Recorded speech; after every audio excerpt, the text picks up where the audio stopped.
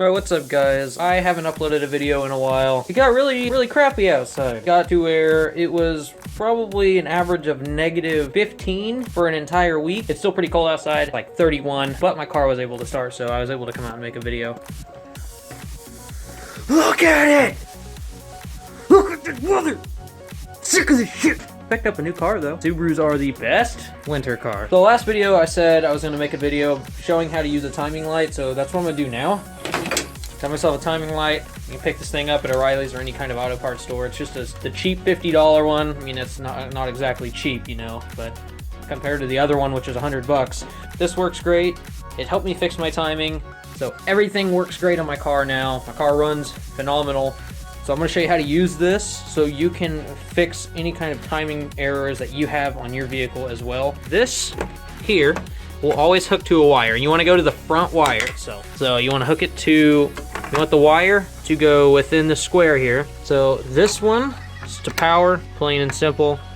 And the other one ground, which I just hooked straight to my engine or whatnot. I got confused with this at first. This power button does not do, you have to hold it while the car is running or while you're turning it over. I'm going to show you how this works whenever I start it. You don't have to take any timing covers off or anything like that. Nothing crazy. You're just looking at the pulley itself and you're going to see the timing marks. And on my map again, if you look here, this is where my car will idle and it should be advanced 14 degrees. That's what it should read on the crank pulley itself.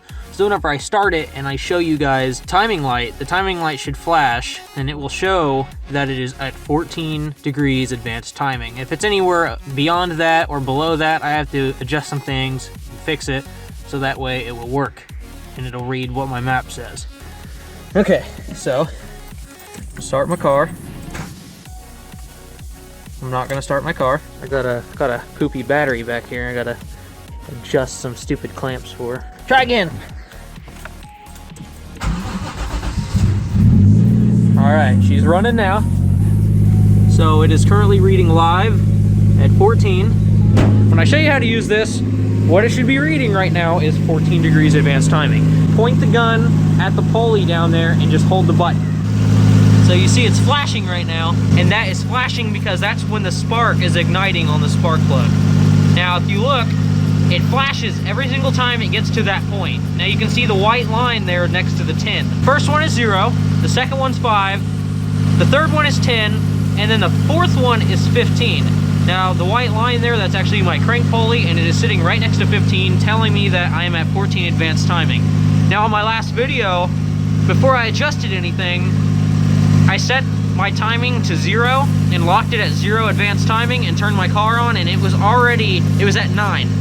Or 14, or it was somewhere around there. So whenever I started it and checked it again on regular timing, the white line was way past where it was supposed to be. That's how you use a timing light. It's super easy. I overthought it whenever I did it.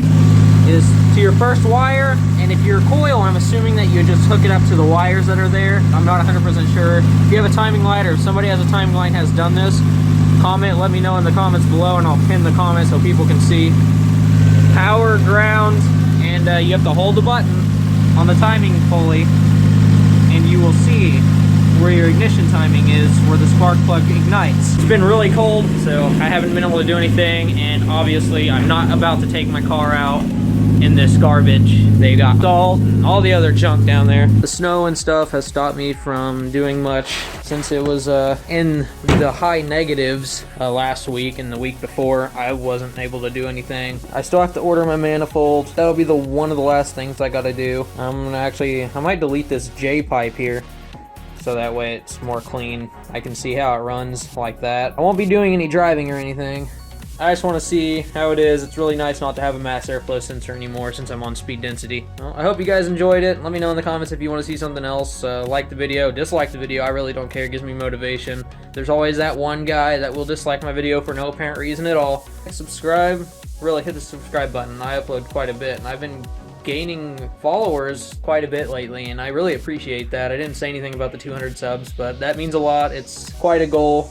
Didn't say anything about the 100 subscribers, but I just kind of gained them out of nowhere, and it's been really good. So thank you guys. Hope you guys enjoyed.